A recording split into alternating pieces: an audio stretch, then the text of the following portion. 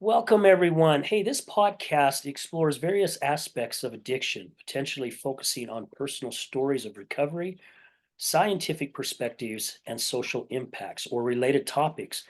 This podcast often features discussions with experts, individuals in recovery, therapists, and advocates to offer insights and support to those affected by addiction or seeking more information about it. Welcome to another episode of The Other Side of Addiction. I am your host, Al Richards, and today we're going to be talking about how to sober up your inner emotional drunk with our guest, Lori Baynham. Lori, thank you so much for being here today. I really appreciate it. Hey, Al, it's just awesome to be here. I'm really thrilled to share on this interesting subject that probably applies to most everyone who's listening. And it is a very interesting subject because I was just getting ready to ask you, how did you come up with that? Because I mean, I still have goosebumps on my arm from even reading it. That's how much it affected me. I mean, if I could get closer to the camera, you'd be able to I see would the see them. goosebumps. Yeah. Very So cool. how did you come up with that? Well, let me just give you a little bit of the backstory about this whole thing and Okay. how it started. So I'm a runner. I've run 11 marathons.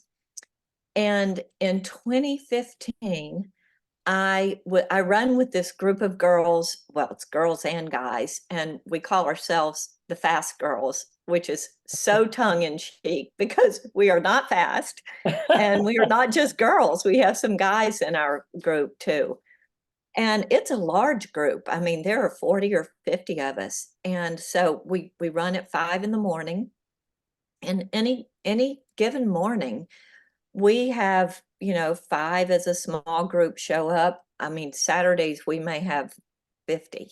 So it's a nice big group. It is rare that only two people show up. But in 2015, that's exactly what happened. I showed up to run with a friend. I'm going to call him Will because that in the book that I've written, he's very central to the theme of the book. Okay. So the two of us showed up to run, and we knew of each other, but we weren't friends. It was totally happenstance. So we start running, just the two of us, and in this run, he shares with me. He's well-known real estate developer around town, and he had been in recovery. At that point, it was probably 23, 4 years, something like that. And he started sharing some of his recovery story that is, I don't want to spill the beans because it's such a big part of the book, but you know, it, it's amazing, really. It's a miracle how some people get recovery. Some people that you just think, I mean, how could anything save them? Right. But it did save him. And, since that time, I've discovered that it's just saved throngs of people. I'm one of them. I'm not an alcoholic, but I'm so lucky that I have this former drunk for a friend because he has really rocked my world. He has enlightened me. So at the time, I didn't know I was an emotional drunk. I actually thought I had it all together. I look pretty neat and pretty on a shelf. I could put on this real good um, mask, I guess. I didn't even realize it was a mask, but for the outside world. And so as I got to know him and he shared his recovery story and the steps and his spiritual awakening and, just all the recovery sayings, it enlightened me. I realized that I was an emotional drunk.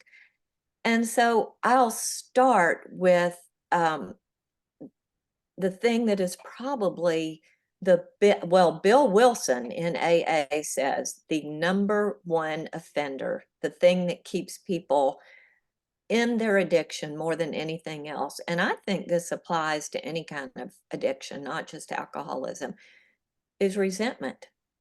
Yeah.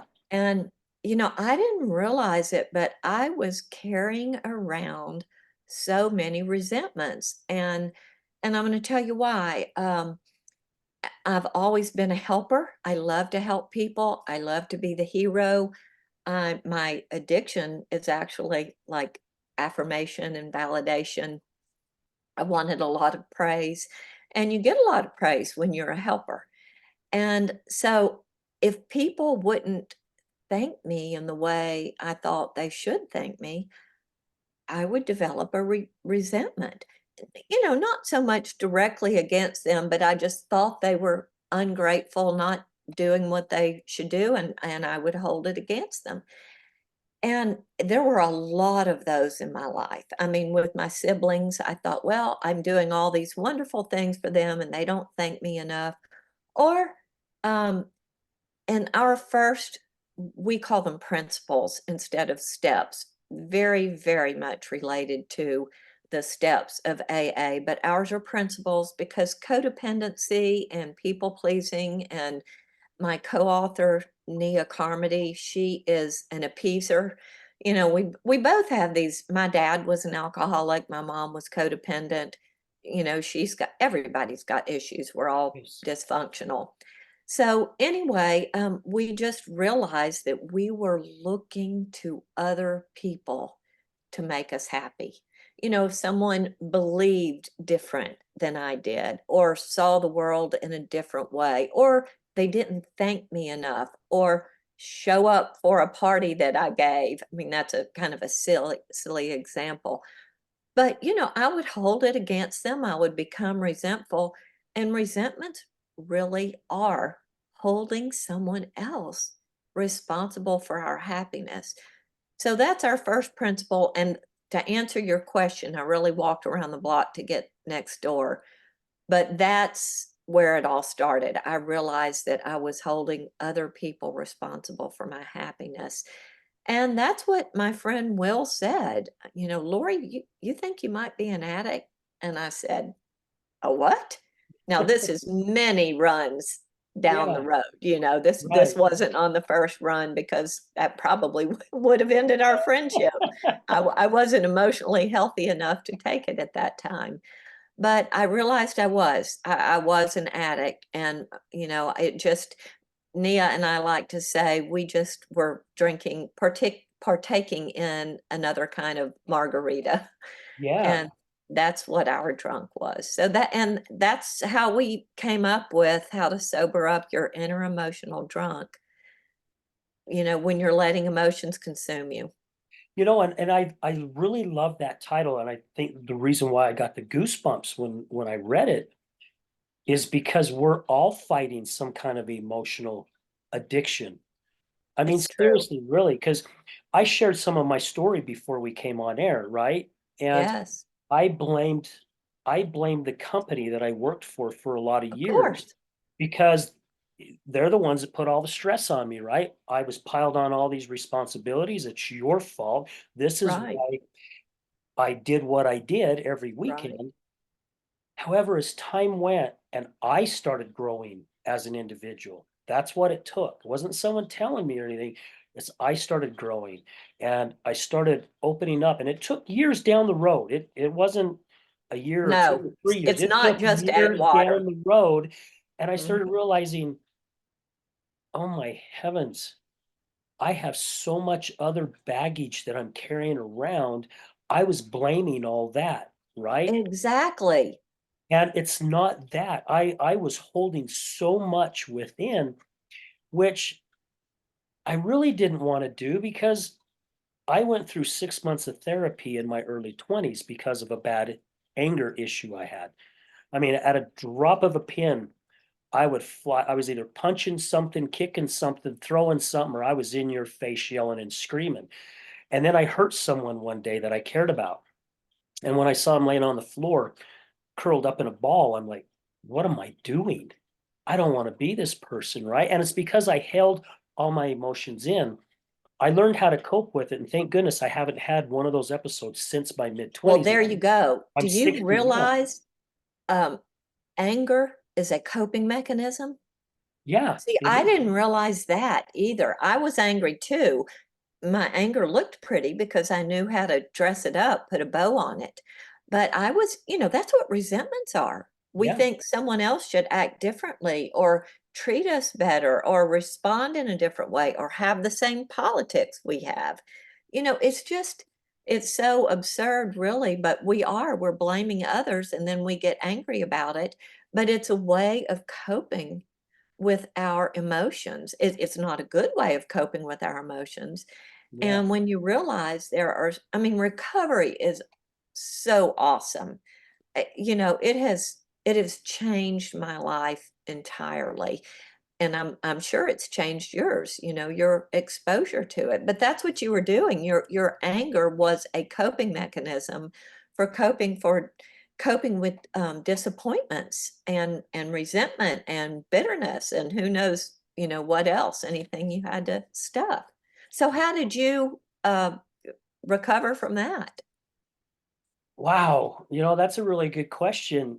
I just had to really open myself up. And of course, here in Utah, right? Well, it's not anymore, but the percentage of the religion here is LDS, and all my family's LDS. And I got out of the church when I was 13, and it And took that's me, Latter-day Saints, Church of yes, Life. yeah, Okay, and it took okay. me some time to finally hit my knees and pray for the very first time, probably since I was about 13, and feeling embarrassed, right? And I started getting this spiritual feeling, not Mhm. religious feeling, spiritual feeling, No, I get right? it. And Because it was the God of your understanding, not your yes, church's or your yeah, mother's or your yeah. exactly. And I just started thinking, okay, here I am, a liar, a manipulator, not even realizing I was until someone told me I was. Yeah. And I even called BS on it for a little bit and then started thinking about it, going, my gosh, he's right. And I'm like, I got to change something, right? I don't want to be this type of person. And I've always been one who was always active, physical fit, used to play on traveling softball teams and played a ton of ball and worked out. Now I find myself 45. I weighed 198 pounds, double chin, never weighed that much my whole life because I was spending my weekends partying and drinking a ton of beer. And I, how I help myself is I decided to start getting fit again. And I jumped on a bike that my wife had bought me and I started riding around the block. And before I knew it, months down the road, I'm doing 6, 7, 8 miles. And I just started feeling myself coming around. Now, of course, I'm not doing cocaine every weekend, so my mind's clearing up now, right? I'm Right. starting to focus a little bit more. I'm starting to look at things a little bit differently. And it really started opening up. And I just, again, I owe all this to God, who I call my higher power. Of He course. started placing people in my life that I've never Yeah. met before. And they started getting me into like the law of attraction, and which for Mhm. a long time, you're going to laugh at this. I started getting emails about law of attraction and I wasn't opening it because I thought it was a dating site. So that's how naive I was to it, right? And all of a sudden, I started getting involved with chambers of commerce and meeting people, and I was winning books like self-help books. And I wasn't a reader, and I'd start reading, and that's what led me into the direction. And then my wife fell into her alcoholism and her addiction, and it took me down a dark, dark rabbit hole. I Mhm. mean, it was bad. So bad in 2019, I was on my way home to get my pistol and go up in the mountains and take my life because I Oh, couldn't wow. handle coming home to it anymore. And all this BS and all this crap I was going with, not realizing was part of my whole journey. And it was all the healing journey, even though it didn't seem like it at the time. So that's what's helped me. And also, when I started this show, I had one of my guests probably a year and a half ago ask me if I went to therapy. And I said no at first. And I go, oh no, no, you know what? I used to do my shows on Thursdays. And I said, no, actually I do go to therapy every Thursday. And they're like, really? And I'm like, yeah, when I do my show, we call it Therapy Thursday. And it's because I'm sitting down with my guests. I'm hearing their stories, their journeys, what they went through.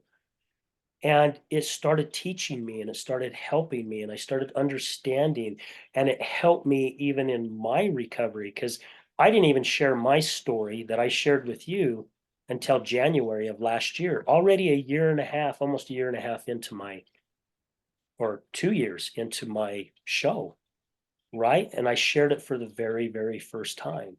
And it was a good Okay. friend of mine who told me that's exactly what I needed to do. And Right. People want to know our story. yeah, I mean, it's how we relate to another. And because usually people see themselves in us. And when we share, I don't know if I go to open AA meetings, and gosh, it's just such a beautiful connection. And you know, people share what's difficult, the thing, their vulnerabilities. And when you listen to another person share their vulnerability, usually you can identify with it in some way and it connects us. And yes. there is so much strength in connection. I feel like that it's one of our principles, in fact, is to nurture a like-minded community, because when we experience that connection, and that's where divinity is, well, it's where divinity is, period. People may not recognize that, but you just feel it when you're sharing the real deal, the raw stuff. And so it sounds like that's what your therapy Thursdays were. You were sharing that. Now, I am going to say this as a side note. I have been to therapists at 4 or 5 different times in my life, and it's very helpful.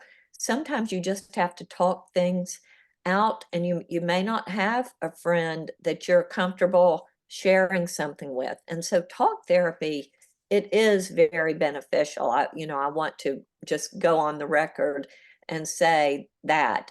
And, the same with some medications. I mean, there are some anti-anxiety and antidepressant medications that have saved some people that I know that were just very, very depressed, and they were able to help them get out of that time. So I believe in all of that in addition to recovery, when there's a time for it. And so I'm a big believer in that in addition to what we experience in recovery.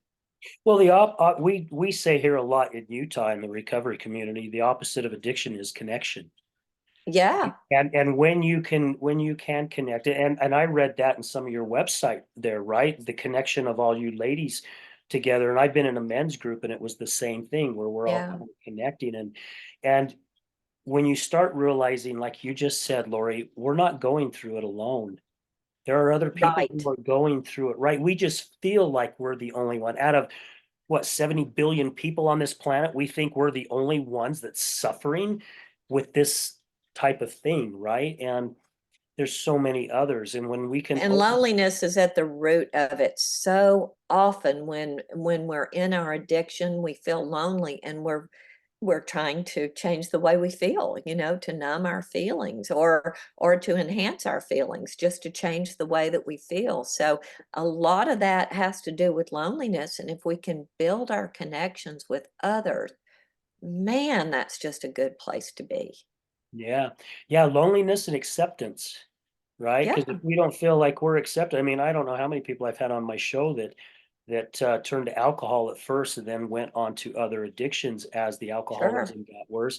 That started out going, oh my gosh, I could get 3 or 4 beers in me and I'm the life of the party. Everybody loves me because I'm funny, Right. right? It So I it have to get, fixes what ails you yeah, it temporarily. fixes it. But, Yeah. to me, Al, one of the most important people to accept in our lives is our own self. God made us the way we are on purpose. We're not a mistake. And so it's okay to be different. I mean, people don't have to accept that eh, things about us, as long as we accept it and know, we're comfortable in our own skin and searching for our purpose in life, our higher purpose. That, to me, that's even more important than acceptance from another is acceptance from myself. And, that comes about because of our connection with our higher power. Like pre-recovery, I've always been a church girl. Grew up a good Baptist girl, and then I wanted to be able to drink without hiding it, to have a glass of wine at a Yeah. dinner or party. And I couldn't do that growing up. The kind of Baptist, my brand of Baptist, you had to drink at home if anybody drank at all. And I didn't want that. So I switched to Methodist. But I was a believer, but that is so different from trusting. And now I have a spirituality. I mean, I still am a church girl and I go where I'm comfortable worshiping. But what's way more important to me than where I go to church is my connection to God and how I experience that every day. And now I trust God. I used to want to control everything because I believed in God, but I didn't really trust that God was going to take care of things. And now I do. Man, that's so powerful the way that you put that, because it is so true, right? I had to finally hit my knees and say, okay, I'm throwing in the towel, because every time I try to control things like you said you did, it's like the car went off the road every single flipping time, and then It's so true. And for some reason, I mean, that was such an epiphany for me in recovery to realize that you have so much more control when you quit trying to control. And what I mean by that is you get to spend your life thinking about the things where you can make a difference. I would try to control, the friends my children chose. And um, I used to hold it against my husband because he plays a lot of golf and he stays up late at night, and I wake up when it's still pitch black outside, and I would try to control the way I don't do that anymore. That's another one of our principles is we realize what we do is sweep our side of the street clean, and we don't try to sweep somebody else's side of the street. And how you do that is by setting boundaries. I mean, I grew up with no boundaries. I thought I was allowed to influence anyone in any way. And I thought by saying yes to everything anyone asked, I was being a hero and a helper. And that is so wrong. You can't live your life with intention and purpose and deliberation when you say yes to everything or no to, I mean, you have to be true to yourself and uh, key into what that purpose is in your life. It changes everything when you do that. you know, I got to get my phone, and I don't do this on shows, but what you just said, Lori, one of my lady friends posted this the other day, and I read it and I reached out to her and I'm like, "Oh my gosh, can I steal this?" And she said, "Yes." This is what it says, and I believe it's right where you put things here. It Okay, says, let's hear it. "What are you willing to give up in order to have the life you keep saying you want?" It says, "A wise older woman once said to me, I said, 'You're right. I really need to start learning how to say no to things I don't want to do.' She corrected me, 'No, it's much harder than that. You need to learn how to start saying no to things you do want to do, with the recognition that you have only one life and you don't have the time and energy for everything.'" So I Oh, think that's that falls in that same category, profound. It's doesn't it? very similar. I Yeah, did a newsletter today. So part of writing this book is building a platform, and that means I send a newsletter out every week, and I'm building social media, and that's hard sometimes. I don't really want to be out there filming every single day, but you have to do it. yeah. And one of the things that we believe in doing that is sharing. Let's see, how did you say it that she said it? You have to say no. You have to say yes to some things that you would maybe sometimes say no to. Yeah, so it said, I really need to start learning how to say no to things I don't want to do. She corrected me, no, it's much harder than that. You need to learn how to start saying no to things you do want to do. Saying, oh, okay, I see. I understand. Okay, well, that's actually the opposite of where I was going. The newsletter that I wrote this morning was, what's your passion? Hmm. There's nothing more important than passion in life. Well, there really is something, but that's a quote by John Bon Jovi, and I just like it. So, I want to focus on what I'm passionate about. I want to live my life with intention and deliberation so that I can manifest the things that, like law of attraction.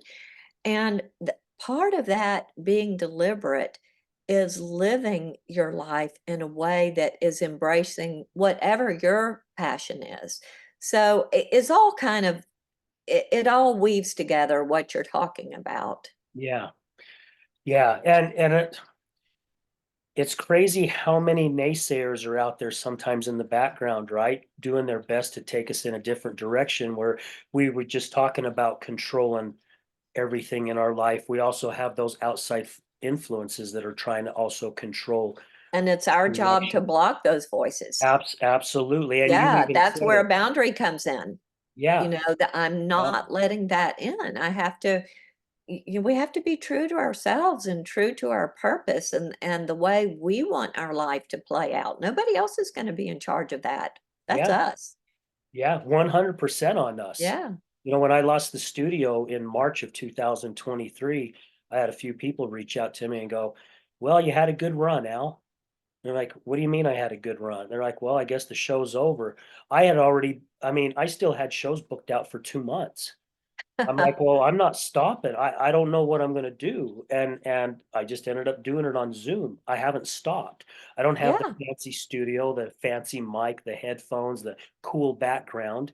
However, I stayed doing it because I wasn't gonna listen because you just said it, Lori, the passion that we have about something, and if we feel that passion so much, again, I think that's God that's put that into us and go, That's okay, it. go do it. Go do it. I'm here to support you any way I can, right? See, I've realized that the most important prayer in the world is show me your will for me. Let me be your vessel and reveal my life's purpose. And that's what we're supposed to do is to pursue our life's purpose. And if it's our life's purpose, we're going to be filled with passion. I Yeah. mean, it's just innate. Yeah, if that's really what our purpose is, and it's already there. It's already there for every single person listening to this. If they dig deep, take a moment to sit there and think, what is it that I'm called to do? It is right there. We just have to pay attention to it. Yeah, we really do. I was talking to a friend that I've known for a year since the 80s, and he lives in Colorado. And he came to visit once, and we were out watching a motocross event. And he's like, are you praying? Are you praying? I'm like, yeah, I'm praying, but I'm not getting the answers. And he goes, are you listening? And I went, wow, I didn't think of that, right? Because really, if we pay attention and we listen, the answers are there for us. We get They so really are. It's so true. I used to pray, and of course, what I really meant was I really told God, this is what I want. I mean, it was really I treated God more like Santa Claus and less like God. This is what I want, and I've been good enough. Don't I deserve this? I don't pray that way anymore. I pray and ask and trust. And when I say ask, I say, show me let me be your vessel. That's my prayer. I want to be and all those other things, our passion, our connection, those things will fall in line if we are responding to the divine. But I trust that now. I used to not trust God enough, excuse me, to ask and believe that God would bring what I wanted. I just, for some reason, I don't know what I thought God was going to send me off to do, but I just figured it was something I didn't really want to do, sing in the choir at church or something like that. I right. don't know what I thought I was going to do, but it sure wasn't going to be run 11 marathons and have all these wonderful things that have happened since I started trusting. I mean, I have new friendships. I have this recovery community. I have connection. I have trust and faith. I mean, just so many beautiful things have happened in my life since I started trusting, and some hard things too. Now, we know life is hard, Mhm. but let me tell you what trust has done for me. When those tough times come, I have a son who went through a very, very tough time. And in 2 years prior to that happening, it would have scared me to death. And it still did frighten me, but I knew God had it. And I just trusted, and I was able to get through it without being freaked out in the way that I used to be freaked out. And sure enough, and I trusted that God would use it in wonderful, enormous, big ways. And that's exactly what happened. And it probably would have happened before too, but I would have walked through it in fear instead of in love. And that's our highest principle in this book. Eventually, we want to get to the place where we know how to choose love over fear. So much of my life was fear based before, and it's not now. Well, for God's greatest power, it is the love, right? For the opposition's greatest power, it's the fear. So when we Right. fall in that fear, we're walking around in his neighborhood. We're playing in his playground and not the playground we need to be playing in. Well, that's what I believe God is love. I Yeah. believe God literally is love. So when you're choosing love, you are choosing the divine. How can you go wrong when you're choosing the Yeah, divine? right.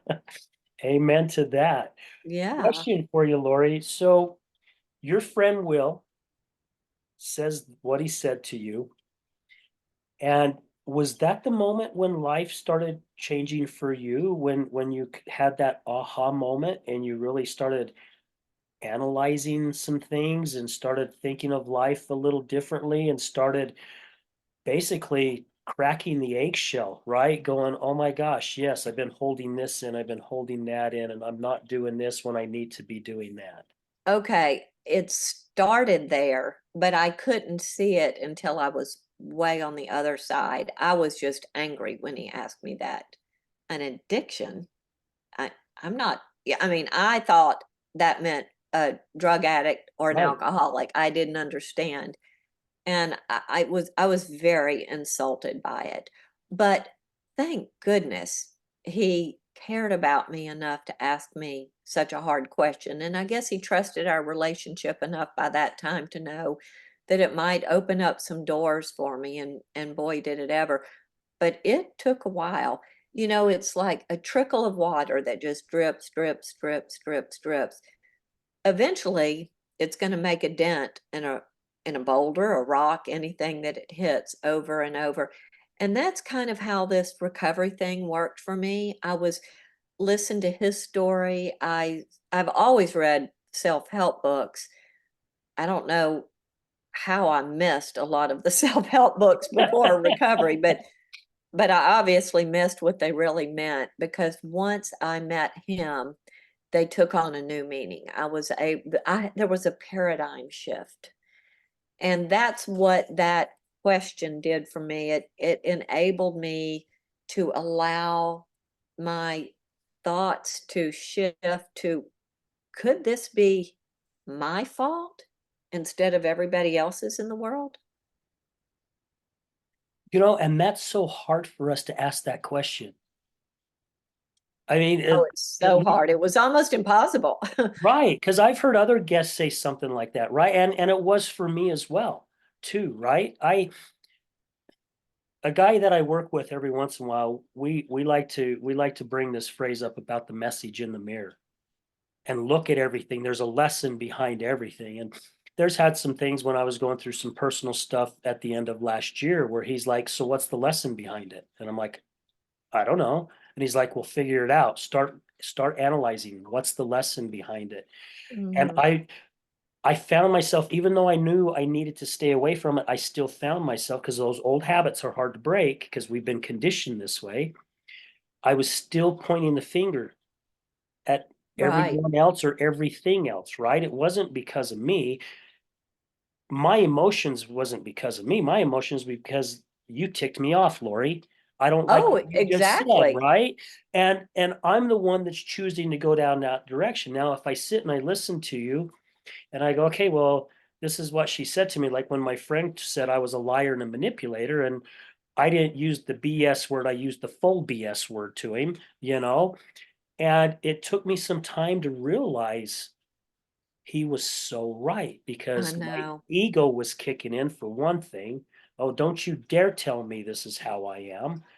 But when we do stop and we do start digging deep, and we have to go deep sometimes, that's when, I don't know, it seems like that's when certain light bulbs start going off. And Absolutely. yeah, Will said to me that when he was in the throes of his addiction, that he was having financial problems in his business and you know, he was an angry alcoholic is what he was.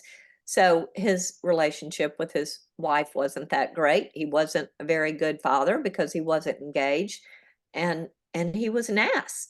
He just was. yeah, And he said, I just thought if everyone had my problems, they would drink this much too. He did not see that the problem might be with himself. And he said that in the first 2 years of recovery, what he really had to deal with is anger issues. And what I had to deal with is resentment issues, which was really, blaming everyone else for why I was the why. It's the same thing for him. I mean, it's yeah, really the same. And he said he thought initially that recovery was just to stop drinking or stop using or stop whatever it is you're doing. But what recovery is a way of living. It's learning how to live so that you're responsible for your own happiness. You're not blaming anybody else. You can best be your best you for you. You can have your boundaries. And here's another thing, it is so empowering when you realize this is my property, this stuff belongs to me, and I'm talking about emotional, this is their property. If that person wants to think that way, it is not my business. It's how someone else, unless it infringes on my rights or if it's injustice, that's outside of what I'm talking about. But really, the way somebody else lives their life or thinks, we don't know what got them to where they are. They don't know why we are the way we are. It is only my business to sweep my side of the street clean, to tend to my property. It is not my business to tend to theirs. What I want to do is be a compassionate, loving human being who is being the vessel of God, but not walking around trying to tell other people how to live, just being concerned with living my best life. yeah. So basically, really, we all need to weed our own garden. Exactly. Water your grass and make it green, and realize that if their grass is dying, it's not your responsibility. I used to water everybody else's grass and then credit myself for being the hero because their grass looked beautiful now. Well, that's not the way to do it. Well, and when we're doing that, our grass is dying behind us and we don't even That's realize right. it, right? That's exactly right. So Yeah. so that's what recovery has given to me is just this new way of living. And like for Will, I was just so attracted to his inner light. It's not that he, tried to give me what he had. He just showed me what it was doing for him. And I was so attracted to it that I wanted it for myself. Mhm. And that's how I wound up. writing this book. I mean, it took 7 years later is when I started writing the book, 7 years after I was introduced to recovery. And I'll tell you, the reason it's my calling is I realized, gosh, with this emotional sobriety, I see this as the great hope for humanity. Do you realize how, like, think of like kids living in poverty? If they understood, and there's got to be some way that we can get this out to the world, but that there are people out there they can be connected to. I mean, usually if you're in poverty, if you're hungry, you feel alone, you're afraid, you live in fear because you live in want, your needs are not being met. If somehow, and we're all connected, if somehow we can all be connected and show those with less than, or those who are angry and resentful and believe it's other people's fault, if we can give that tool to the world, I know that's ambitious, but you start with just one person. If we can offer that person by person, make happiness an inside job, and here's how you do it. You have the God of your understanding, not necessarily LDS. If that's your Yeah, understanding, of fine. course. More Yeah. power to you, whatever your understanding is, Hmm. but not who your parents have said, how God is with you, how, or divinity, or, whatever you want to call your higher power. Um, if you have that and you can develop a trust, and there's a way to be connected to others, and you can develop those connections, and you understand by choosing love over fear and by tending to your garden, not somebody else's. Do you realize what could happen to this world Oh if my gosh. Yeah. exactly, Yep. it's Yeah. big. It's so huge. And you just said it too, Lori. One person, right? We say this on the show a lot. A lot of the guests bring it up. I bring it up. You just brought it up. All it takes is that one person. That's it, because you have no idea how far it's going to go with that one person. It's I use the analogy, drop a pebble in a pond that's just nice and smooth. When it first hits, you have a little drop that comes back up and hits, right? And the pebble hits it, and you have these little teeny tiny rings that are the ripples. And The ripple as it goes effect, further, yeah. it goes bigger and bigger and bigger. It's like a tsunami, right? The tsunami's the same thing. Thousands of miles out in the sea, the wave's just a little wave. It's not even noticeable. But by the time it And hits the the shore, starfish story, I'm sure you've heard yeah, the that one, the starfish, yes, about walking the little along the boy. beach and throwing one starfish, and someone says, well, you can't get all these starfish, you can't make a difference, and he picks one up and throws it in and says, well, it made a difference to that one. And Yeah, what difference is that one going to make to others? yeah, You affect one person, and that might exponentially affect 100 or 1,000. One of my heroes is Magic Johnson. If mhm, you see, that man he is brilliant with what he's done, and he's got such a love for underprivileged kids.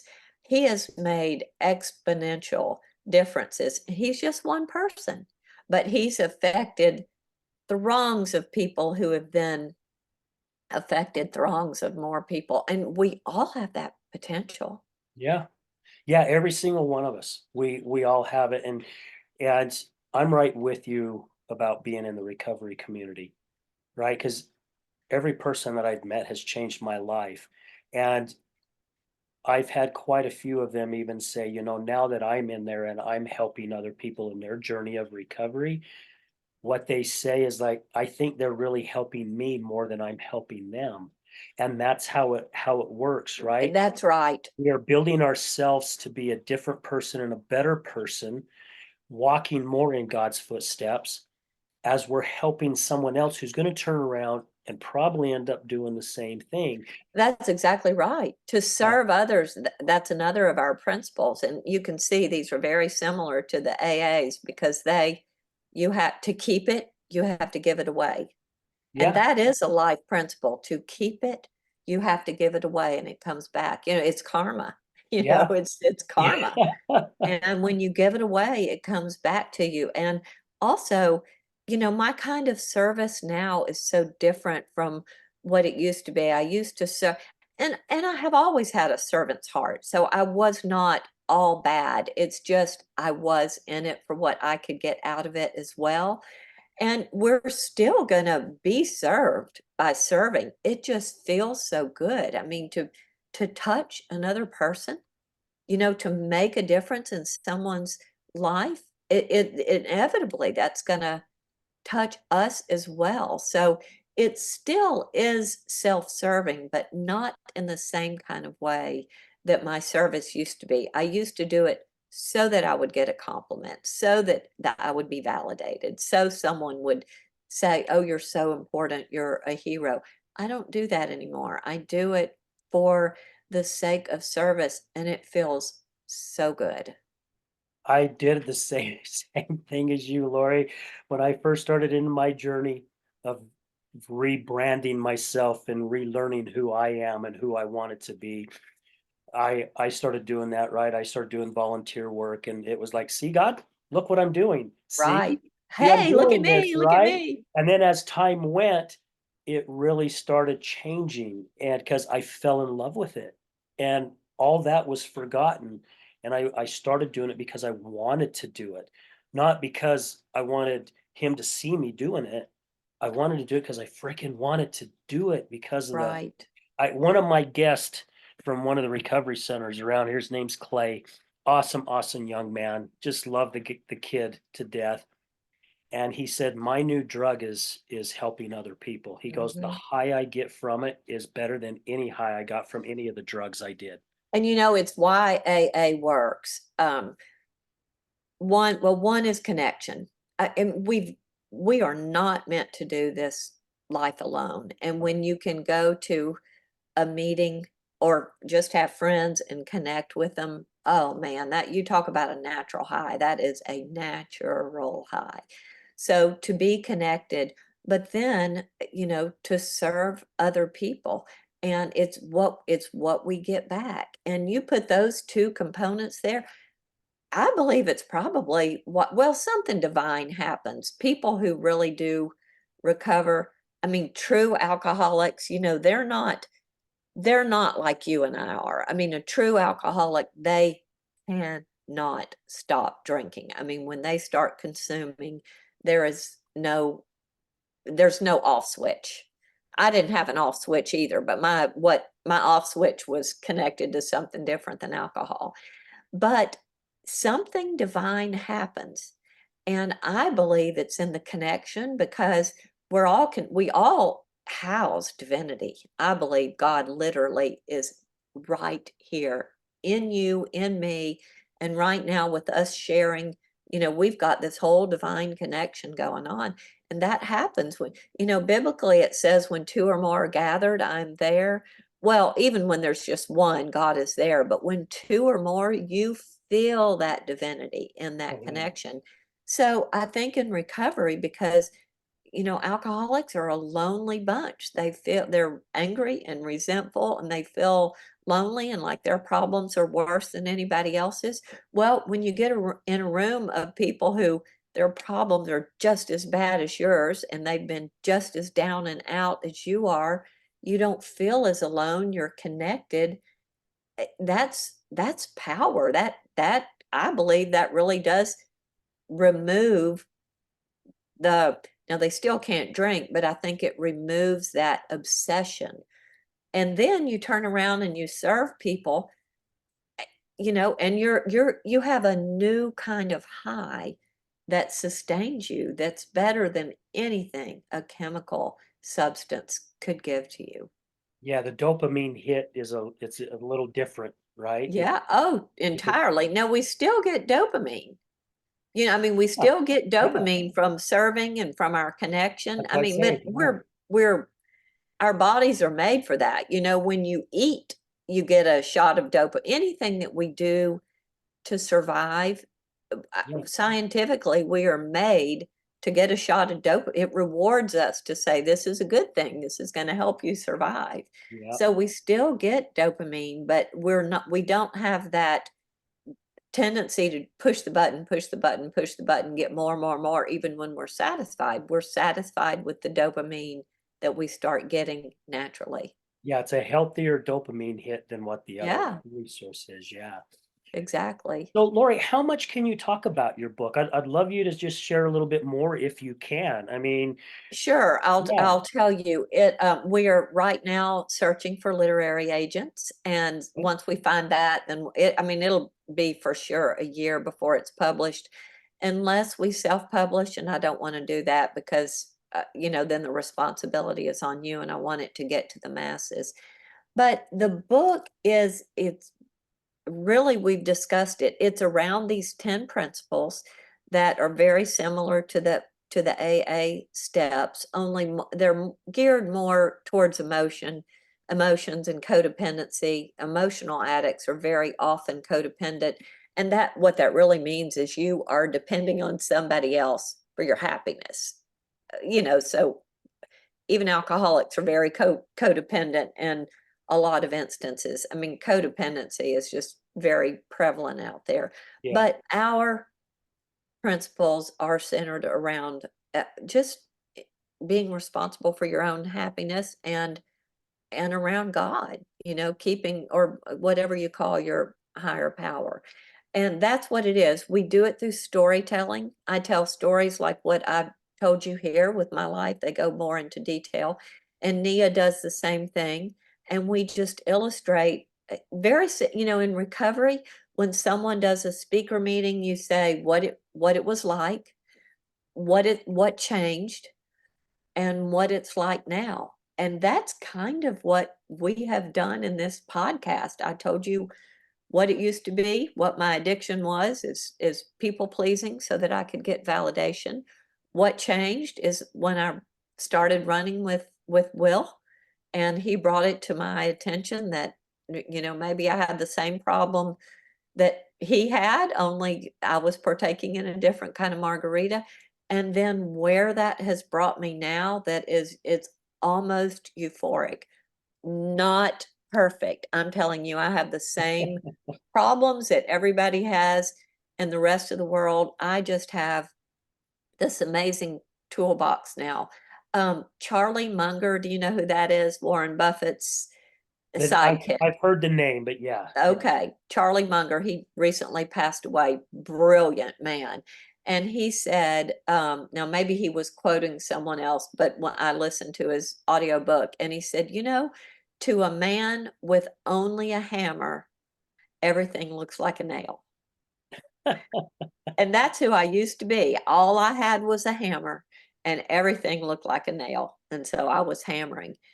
I have this incredible toolbox now, and I credit recovery. And I mean, for me, it was the AA community that turned me on to that. And golly, I just live in gratitude for that. It's changed everything. And I'm so enthusiastic about it that, I just want to share it with anyone who's interested in listening. Yeah. Yeah, I'm in that same boat. I'm in that same boat. Whatever I can do, however I can help. Right. I've had some of my guests come on a couple different times, to share their journey of where their life's at now today. And some of them have now become authors writing books. And I'd love to throw that out there to you too. When your book is ready to come out, Thank you. reach out to me again, Laura. I'd love to have you come on and talk more about it and help market it. I mean, it's free marketing for you, right? And it's a book I feel like everyone should get in their hands, because our listeners have heard you on this show today that your substance was something totally different than a drug or gambling or alcohol or porn or eating, or this was more emotional, right? But And it was just an addiction, just the same. yeah, an addiction is an addiction. Our Right. brains work the exact same way. They've done a study on it, and That's right. yeah, they And I put would the like to throw this in, if you don't mind. no, My website is slurpthatcoffee.com, Mhm. And my Instagram and Facebook is at Slurp That Coffee Okay, and slip that copy. at Slurp That Coffee.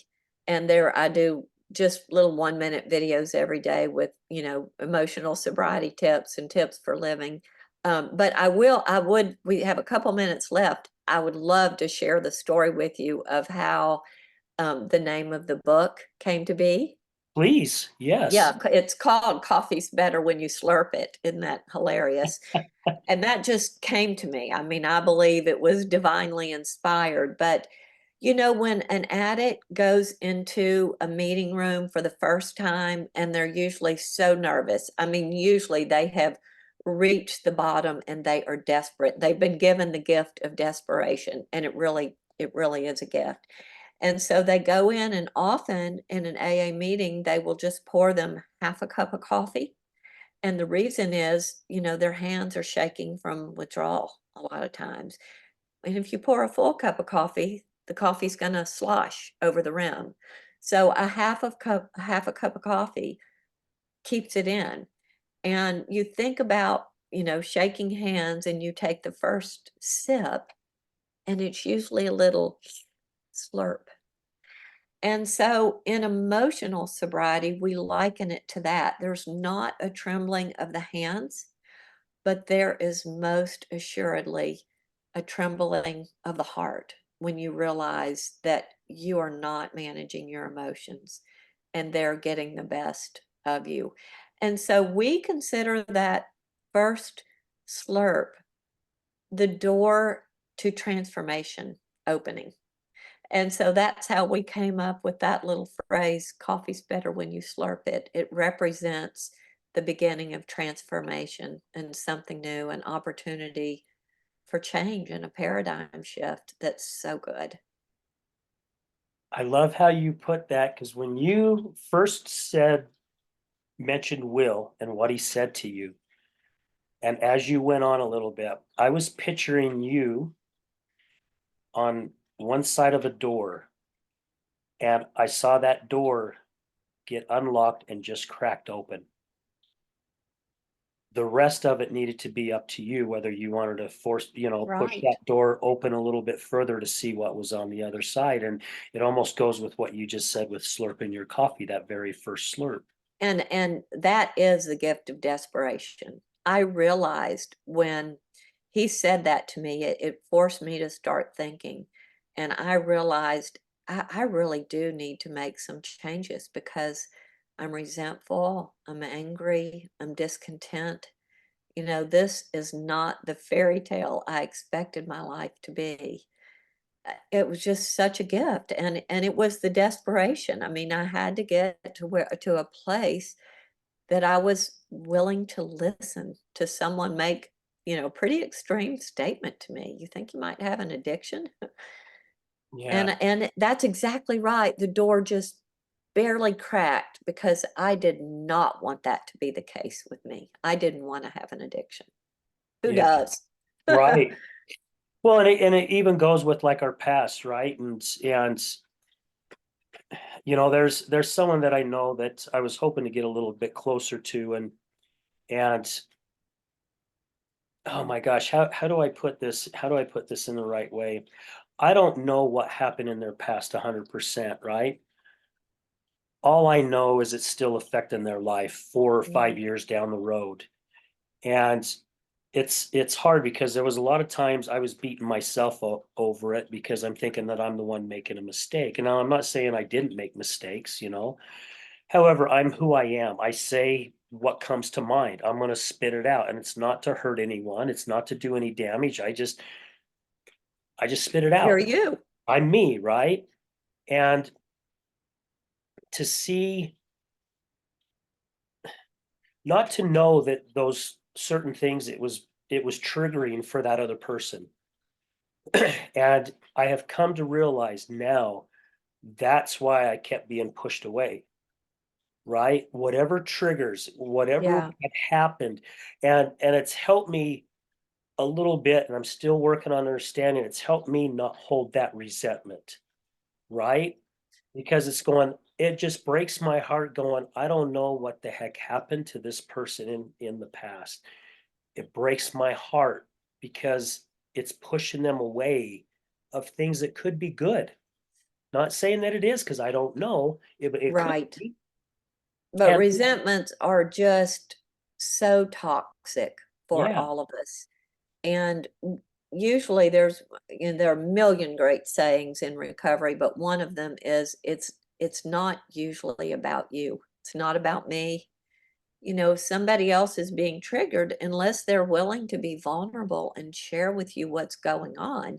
Now, a good connection, and you see, that's one of the things that happens in these AA meetings, which, by the way, if anyone who's listening, if you don't have enough friends, find yourself an open AA meeting. You will find it. And if the first one doesn't work, go find a different one. There will yeah, be one out there where you experience a connection. Um, but unless that person's willing to be vulnerable and share with you what the trigger is, and so often they won't because it usually represents some trauma. yep, You can't know, but it probably wasn't about you. It probably what was about had to do with the other person, and it's not your property. I mean, not that you don't care, but we can't fix somebody else. We can only fix ourselves. yep. And that's even on a good day. We can't even Yeah. always fix ourselves on all days. We have to be, hitting on all cylinders. Yeah, well, and sometimes it takes us longer to change that flat tire, right? There are That's times we right. can change it pretty quick, and there's other times maybe one of the lug nuts isn't coming off, and we gotta Correct. struggle and fight to figure out a way to get it, loose so we can change the tire, and Right.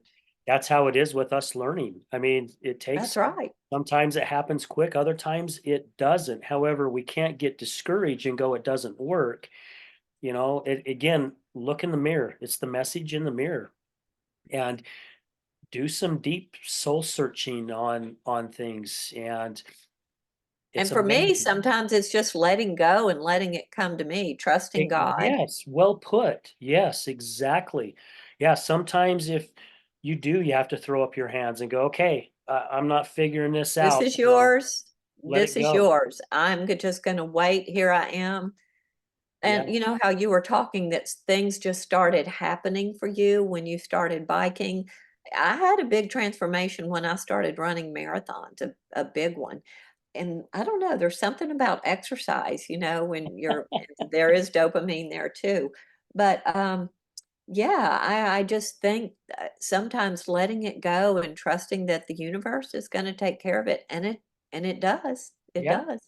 It really does, and yeah, for me, it's like, I told my bishop once, because we needed help with rent one time, and so we went to our bishop and said, "Hey, can you help us?" And his thing is, "Yes, I'll help you, however, I wanna see you come to sacrament," right?